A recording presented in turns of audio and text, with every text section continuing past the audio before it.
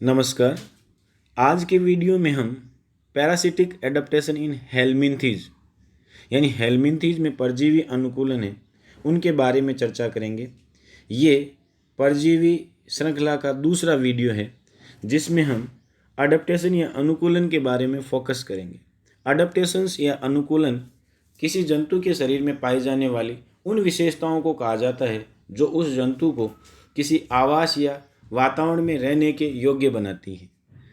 ये अनुकूलन मुख्य रूप से 3 प्रकार के होते हैं: मॉर्फोलॉजिकल अडेप्टेशन या आकारिकी अनुकूलन, फिजियोलॉजिकल अडेप्टेशन या कार्यिकी अनुकूलन, लाइफ साइकिल अडेप्टेशन या जीवन चक्र के अनुकूलन।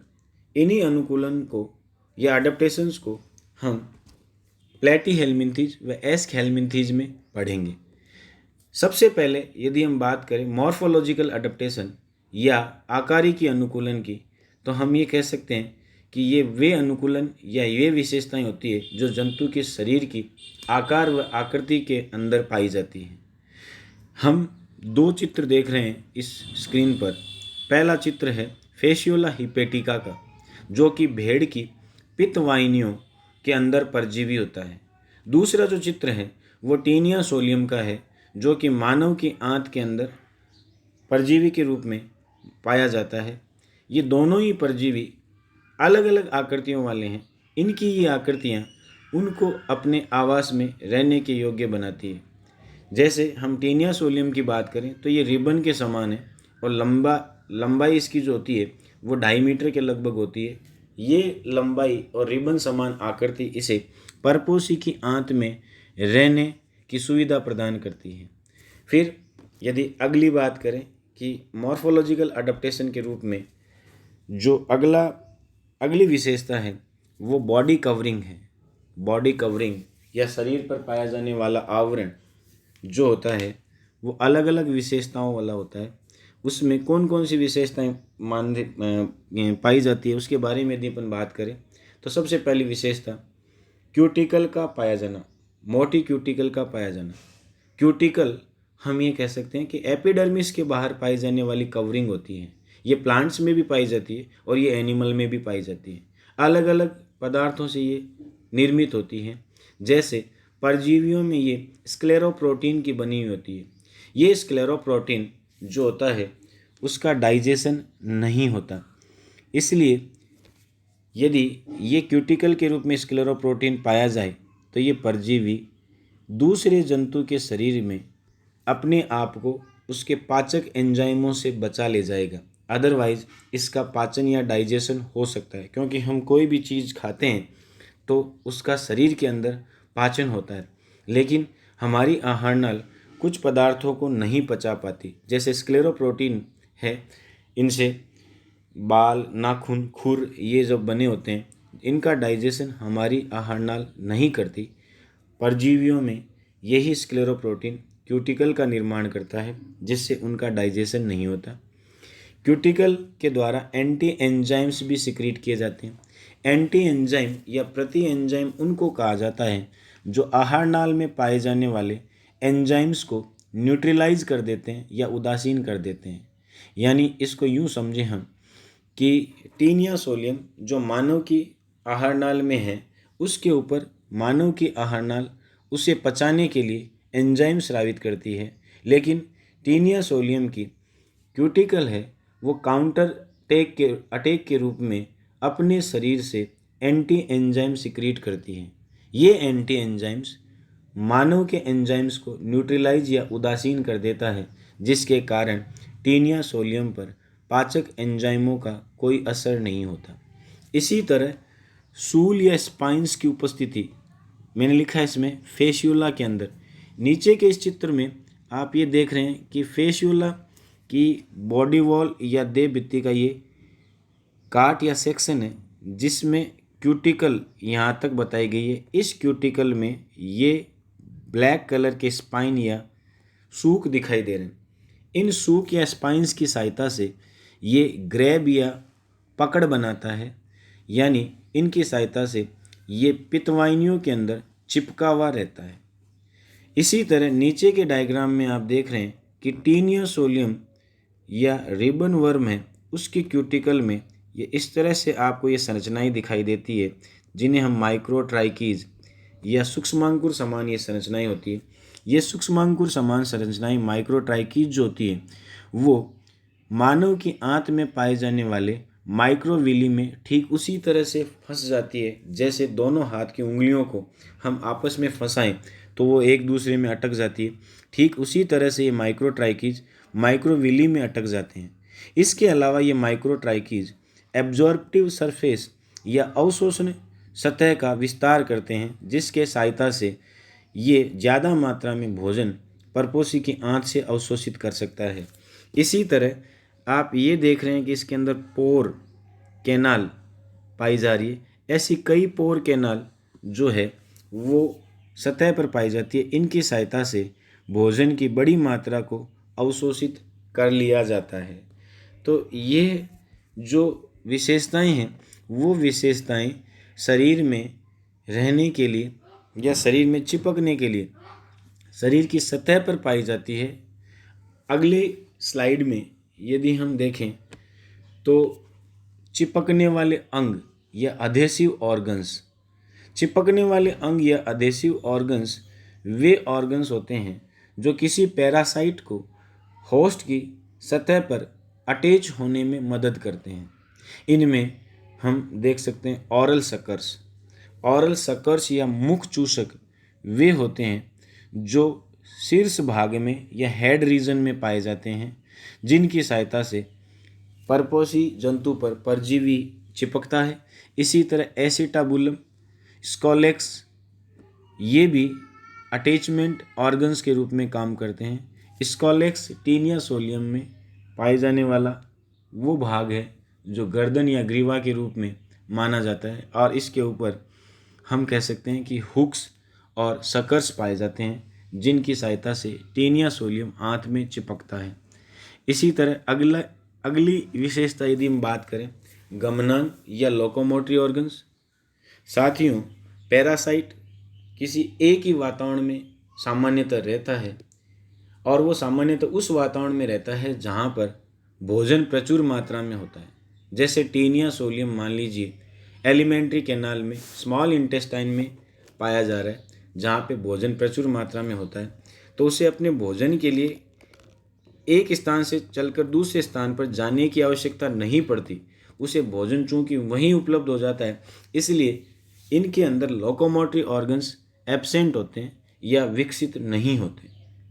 यदि विकसित होंगे लोकोमोटरी ऑर्गन्स तो वो उनकी लार्वा अवस्थाओं में पाए जाएंगे। लार्वा अवस्थाओं में इसलिए पाए जाएंगे ताकि लार्वा इनकी सहायता से तैरकर या गति कर अपने उचित परपोषी के शरीर को ढूंढ सके या उसके साथ चिपक सके। दो चित्र आपको दिखाई दे रहे हैं स्क्रीन पर।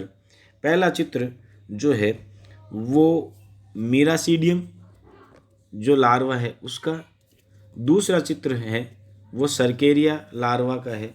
ये दोनों प्रकार की ही लार्वा अवस्थाएँ जो है वो फेशियोला हिपेटिका की लार्वा अवस्थाएँ मानी जाती है। और इनके ऊपर आप देख पा रहे हैं सीलिया कि इस लार्वा में ये सीलिया या पक्षमाभ है, दूसरे लार्वा में ये लंबी टेल या पूंछ है, जिनकी सहायता से ये लार्वा एक स्थान से दूसरे स्थान पर मूव करते हैं।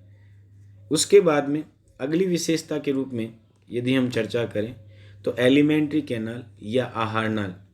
परजीवियों की आहार नाल या तो अविकसित होती है या फिर उनमें अनुपस्थित होती है। इसको इस बात के आधार पर समझा जा सकता है कि आहार नाल वह संरचना होती है जो भोजन को ग्रहण करने तथा उसे पचाने का काम करती है। चूँकि परजीवी भोजन के अंदर ही पड़ा रहता है या हम कहें कि पचित भोजन में ही पड़ा रहता है, तो उसे किसी आहार नाल की आवश्यकता नहीं होती या फिर उसके अंदर जो आहार नाल होगी वो कम विकसित होगी। इसमें दो उदाहरण ले सकते हैं। पहला उदाहरण हम लें कम विकसित आहार नाल या अविकसित आहार नाल, तो हम इसमें उदाहरण ले सकते हैं फेशियोला हिपेटिका की आहार नाल। फेशियोला हिपेटिका के अंदर इनकम्प्लीट एलिमेंट्री कैनाल पाई जाती है और हम ये कह सकते हैं कि इसमें माउथ तो होता है लेकिन एनस नहीं होती। इसमें आप देख रहे हैं कि माउथ जो है उसके नीचे ऑरल सकर और सबसे उससे नीचे फेरिंग्स। तो माउथ और फेरिंग्स है, उनकी सहायता से ये भोजन को सकिंग मोमेंट या चूसने की क्रिया के द्वारा ग्रहण करता है। उसके बाद में ये भोजन है वो इसकी इंटेस्टाइन में आ जाता है। इंटेस्टाइन को आप देख पा रहे हैं कि ये ब्रांच्ड है, शाखित है, पूरे शरीर में इंटेस्टाइन है वो फैली हुई है और इसमें मौजूद भोजन जो है वो पूरे शरीर में स्प्रेड कर दिया जाता है या डिस्ट्रीब्यूट कर दिया जाता है।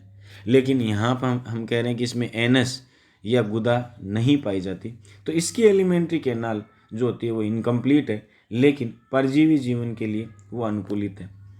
दूसरी बात करें हम टीनिया सोलियम की, जिसके अंदर एलिमेंट्री कैनाल एब्सेंट होती है, क्योंकि टीनिया सोलियम जो है वो इंटेस्टाइन में ही स्थित होता है और इसकी सतह पर पाए जाने वाले माइक्रोट्राइकीज और पोर्स व पोर कैनाल्स मिलकर के परपोषी की शरीर से पचा हुआ या आधा पचा हुआ भोजन बड़ी मात्रा में अवशोषित कर लेते हैं, इसलिए इन्हें किसी एलिमेंट्री कैनाल की आवश्यकता नहीं होती।